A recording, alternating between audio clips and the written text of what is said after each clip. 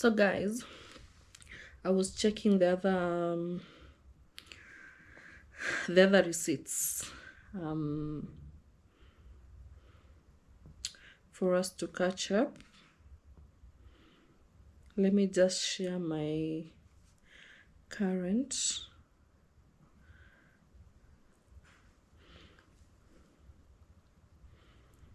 Let me just share my current.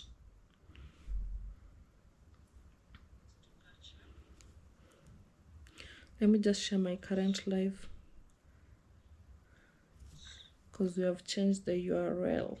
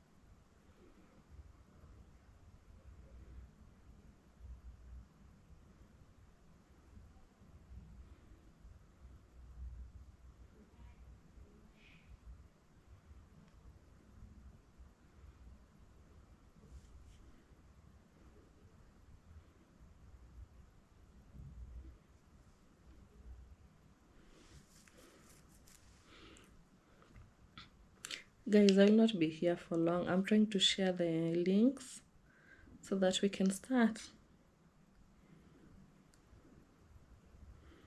Let me just do that right away.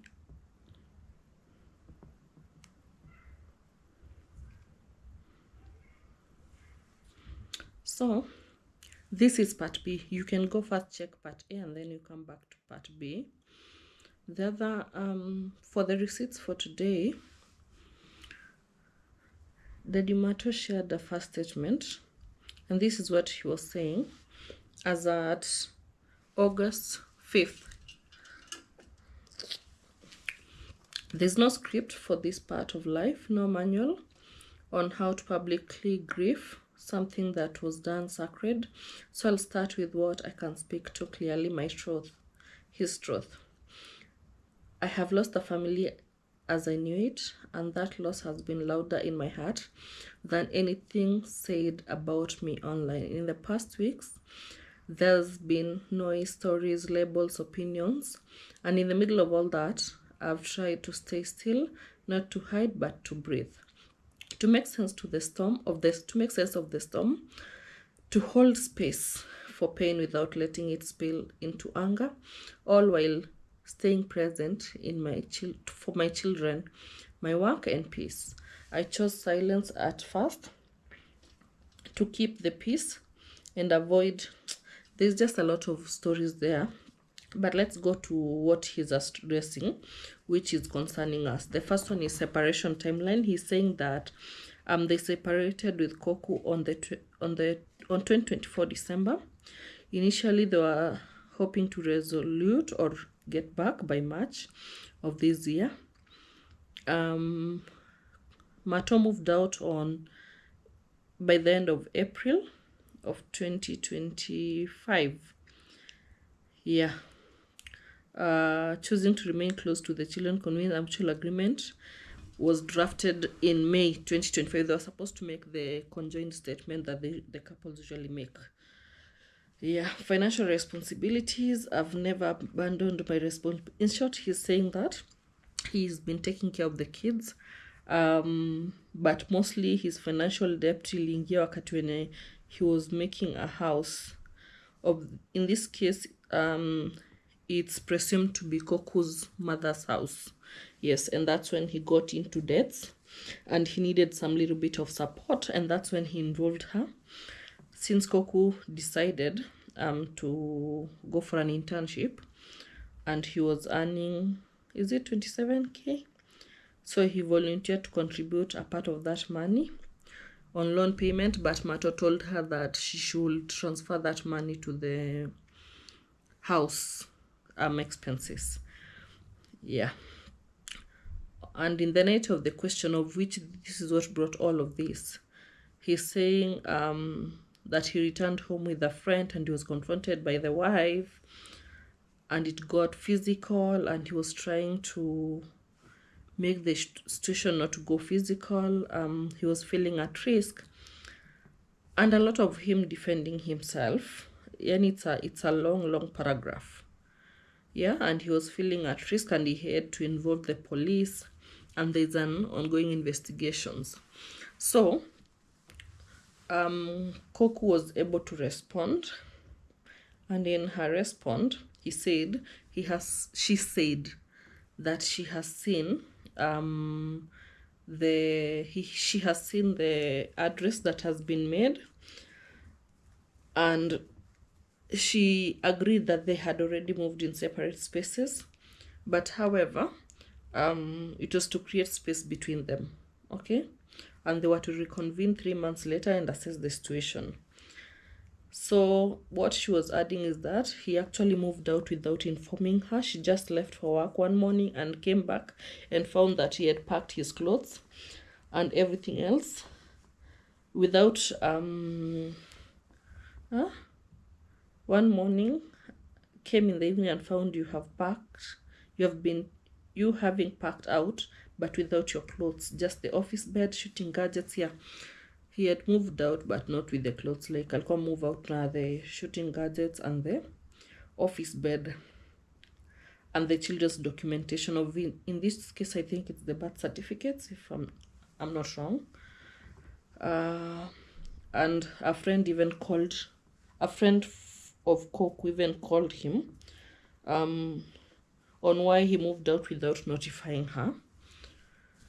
So the next moment that even got me questioning is really there was a plan to reconvene. Remember, they had separated in December, so they were to stay separated and reconvene back 3 months later and assess the situation. So Koku is saying the next moment that even got me questioning if really there was a plan to reconvene 3 months later to assess the relationship is when you slowly started moving stuff from the main house to the other house. But what she's really complaining here, she's saying, not really complaining but putting it out there, that he moved out and took the TV. But then what's happening with men and taking the TV? Let me ask, you have kids, like 3 beautiful boys, you moved out on your own.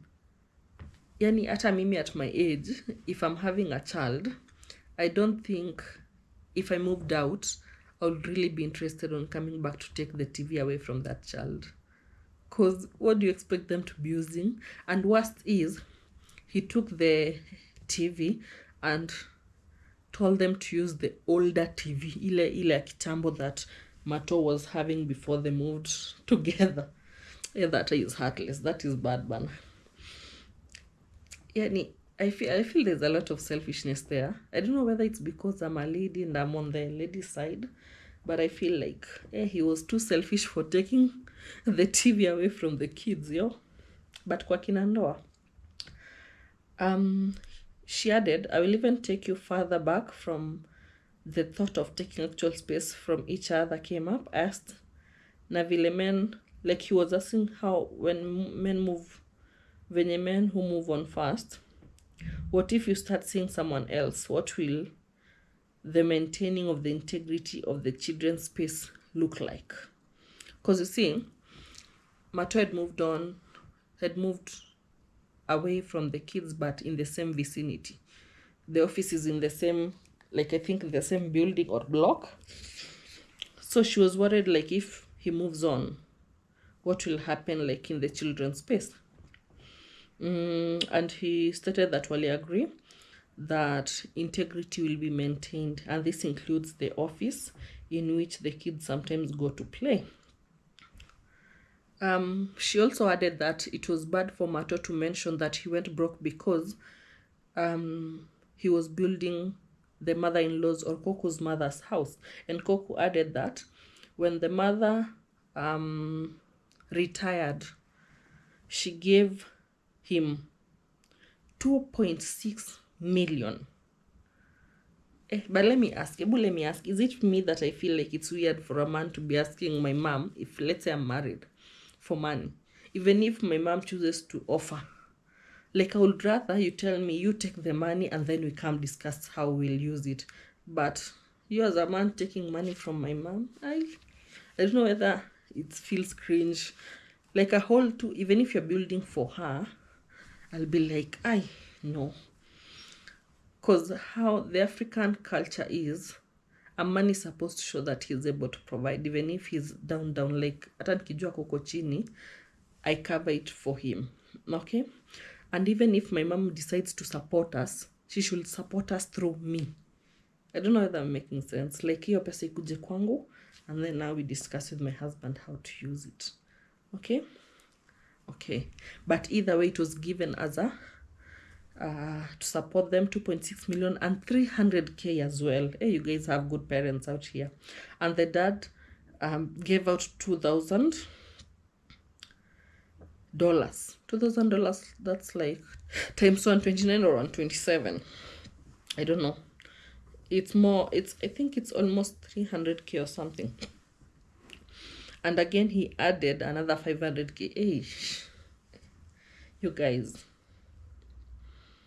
so that he can invest and pay back them on it. But again, but he hasn't paid to date. So you are supposed to continue the mjengo from the intel, and the money was sufficient to do it. Like, the mjengo, it had stopped, the money was supposed to go into that, but he was conned, as per what KOKU is saying, that he was conned by someone, okay? Let me check.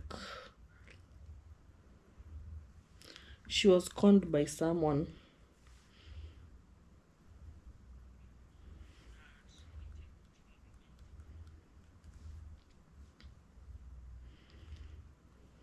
That she was conned by someone.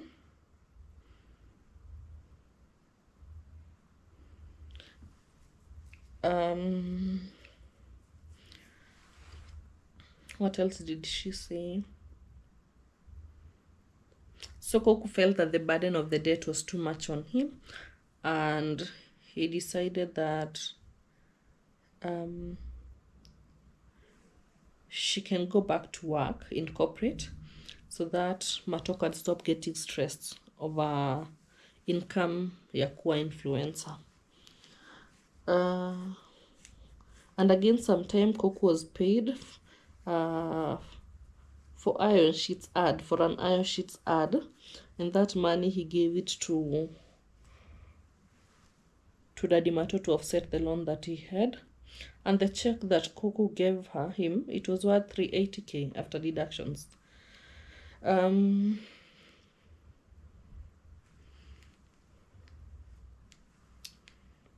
Again, she did another advertisement to the bank. Like, KOKU is just saying that she really supported MARTO to clear the debt. And now here's where the thing started.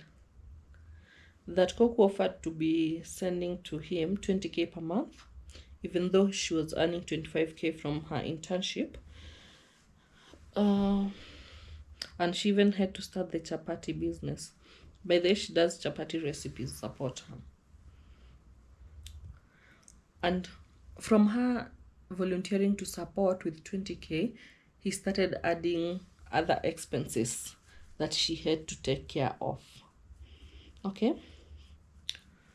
And this came up allegedly after he saw some emails that KOKU had received some money from her dad to start the chapati business, or a business that can sustain them. And even they had an argument since MARTO had seen that she had received some money and wanted she uses that money.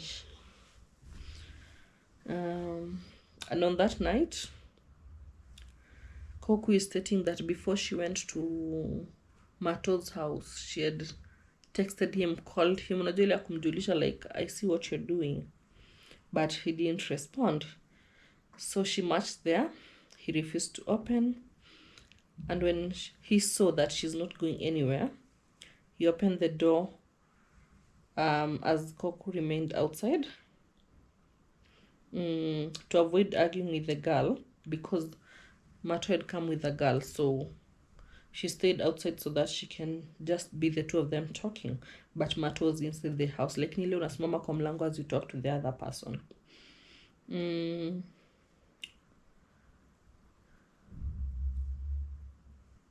And the thing that I think triggered KOKU from what she's saying is that MARTO said he doesn't owe her anything. Like, and I'm like, after 3 kids, you don't owe him anything.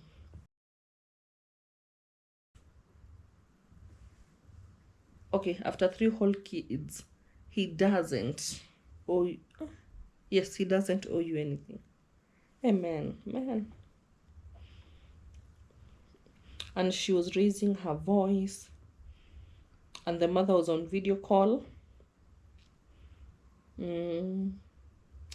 Basically, she's just explaining what was happening.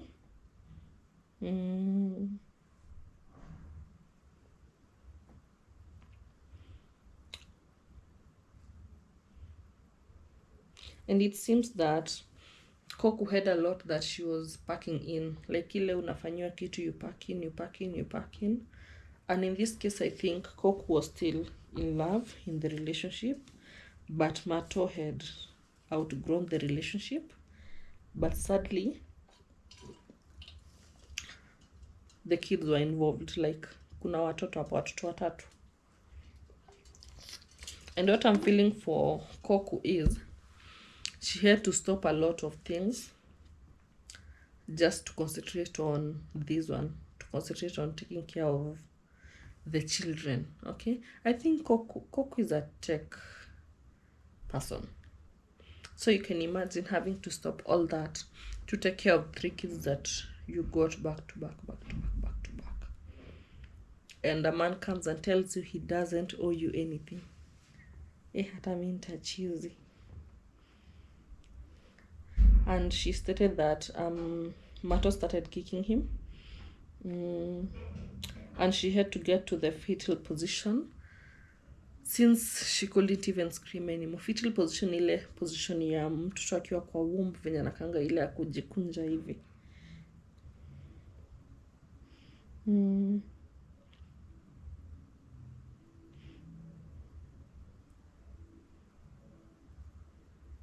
And the neighbors had to call security guards to come and separate him because MARTO was really kicking her. And finally, she's saying that she feels bad that MARTO is blaming her for his financial predicaments, whereas she's been really supportive to MARTO. But me, I just feel MARTO is an actor, and I think there's a time he got to a position that he's not getting hired anymore, and he has to rely on reviews on tech to earn a living.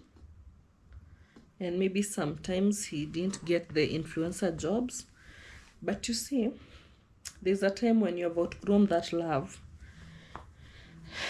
it just gets bad, really bad. And there was a lot of ranting that KOKU was making. And when I'm sitting and I'm like, kwa KINA NDOA, yo. I don't know whether we'll get to it. Kwa kina ndoa si mchezo. It's no joke. But anyway, the only the only thing I will say is that I feel where it has gotten, I don't think they can get back together. Where it has gotten, like, I don't think they can get back together. But it's sad because KOKU had invested a lot in that relationship, and I don't mean even monetary or financial. I mean emotionally, psychologically. It's being at home, giving up your career. And KOKU is a wife material. KOKU, I think, maybe I'll say, I haven't been in that relationship, but I will say from the outside looking in, KOKU is the type that you'll say this is the wife material, like this is the wife that every other man would want to settle with. I really feel like MARTO is losing a gem. Okay, now there's a time even the father-in-law for MARTO was defending him, and the father-in-law even didn't attend their wedding, and I'm like,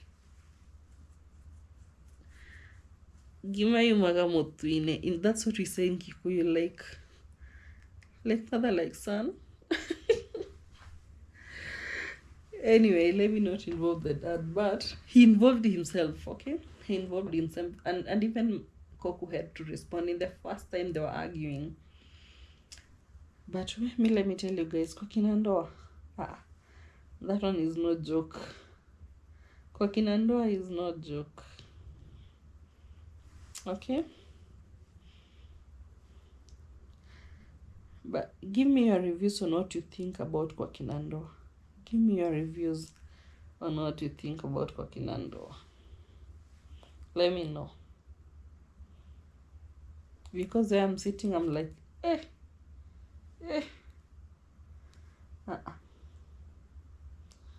don't think I can have the energy to deal with all this.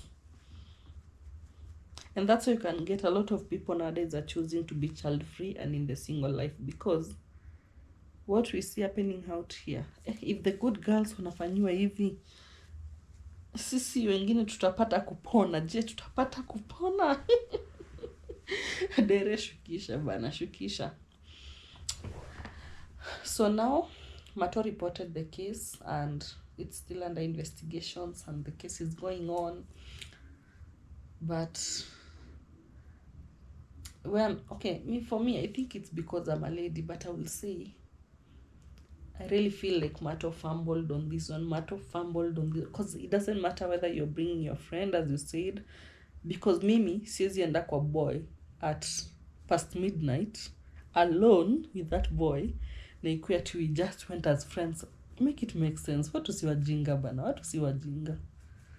Make it make sense.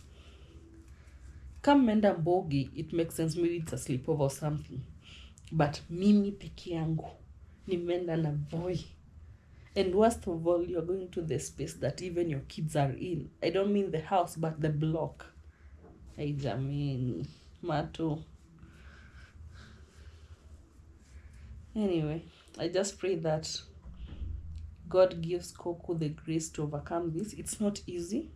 It's not really easy for her, I know. But I'm really praying that God gives her the grace, and to give herself grace to move on. It will take time. It will really take time, because you see kids are involved. It will really take time. And I'm really happy that she is continuing with her corporate. God will open more doors for her to be able to sustain herself. But me, I won't advise her when you're to be there for the kids because of the kids. If it's toxic, it will flow down to the kids. It will flow down to the kids. Because it will get to a time that mama atakuwa na feel, watoto ndio wanafanya life yangu isi move. And I love that KOKU is embracing the journey even with the kids. Mungu tu awasaidie, honestly. As for Marto, I just pray that he steps up as a father. Maybe he failed as a husband, but I pray that he steps up as a father. Yeah, guys, that's all about the KOKU and Marto's story. What do you think? Please comment. If you were in this situation, if you're a boy, if you are Marto, what will you do? If you're a girl and you're KOKU, what will you do? Okay, for now, bye.